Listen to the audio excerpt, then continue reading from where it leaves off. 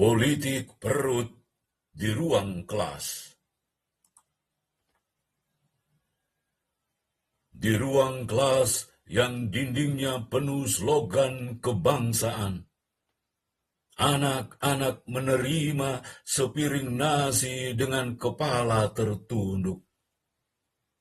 Sementara kamera-kamera sibuk memotret senyum seragam. Dan negara berdiri seperti ayah besar yang murah hati, membagikan gizi sambil diam-diam meminta kepatuhan. Seolah rasa kenyang lebih penting daripada keberanian berpikir. Dan kritik adalah dosa kecil yang tak pantas diucapkan murid. 50 tahun silam, di negeri bekas bayang Hitler, para pemikir berkumpul di Beutelsbach mencari jalan terang. Mereka berkata, pendidikan bukan kandang untuk menjinakkan manusia. Guru tak boleh menanam pikirannya seperti paku di kepala siswa. Kelas harus menjadi ruang pertanyaan, bukan altar keseragaman. Karena demokrasi tumbuh dari perdebatan yang sehat, bukan dari murid-murid yang pandai menghafal rasa takut. Namun di sini, sejarah kadang berjalan mundur tanpa malu. Murid yang mengeluh makanan bau segera dicap tak tahu syukur.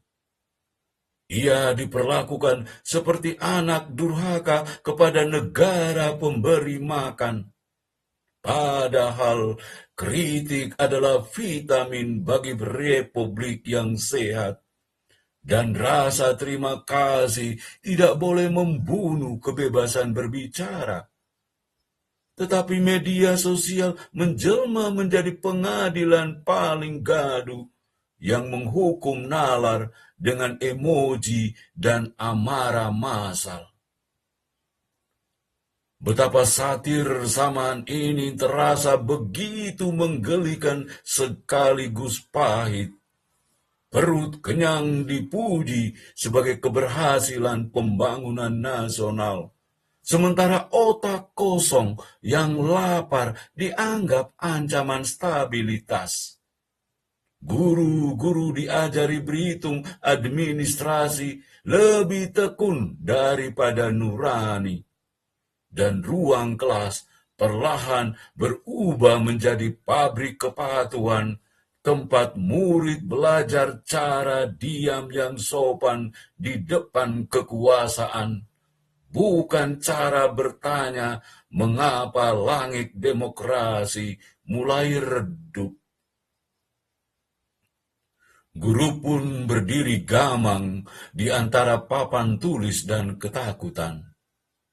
Mendukung murid kritis bisa berarti surat teguran esok pagi. Sementara undang-undang lebih ramah kepada mimbar dosen, tetapi membiarkan guru sekolah berjalan tanpa payung keberanian. Maka banyak pendidik memilih aman seperti lilin yang enggan menyala, karena di republik administratif ini kebenaran sering terasa mahal dan keberanian acap dibayar dengan ancaman mutasi atau sunyi. PGRI yang dahulu dibayangkan sebagai benteng martabat guru, kadang tampak lebih mirip gema birokrasi daripada suara perlawanan.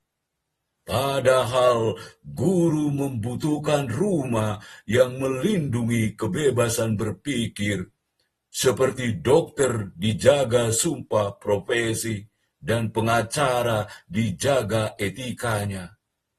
Namun di ruang kelas kita, Seorang guru bisa gentar oleh laporan digital, oleh pengaruh yang lebih dipercaya dari buku filsafat, dan oleh kekuasaan yang alergi pada dialektika murid-murid muda. Negara memang bisa mengisi ribuan piring dengan lauk bergizi, tetapi demokrasi tak akan tumbuh hanya dari nasi dan susu. Karena manusia bukan sekadar tubuh yang perlu diberi makan. Ia juga jiwa yang perlu diajak meragukan atau memahami. Dan bangsa besar tidak dibangun dari budaya asal terima, melainkan dari warga yang berani menguji setiap kebijakan, bahkan ketika tangan mereka sedang memegang sendok pemberian negara. Maka hari ini, yang paling lapar sesungguhnya bukan perut, melainkan nalar yang perlahan dibungkam oleh budaya takut, oleh tepuk tangan yang terlalu panjang bagi kuasa, dan oleh pendidikan yang kehilangan keberanian membebaskan manusia. Padahal sejarah telah berkali-kali mengingatkan dengan getir, bangsa runtuh bukan ketika rakyatnya kekurangan makanan, tetapi ketika generasinya berhenti berpikir demi merasa aman.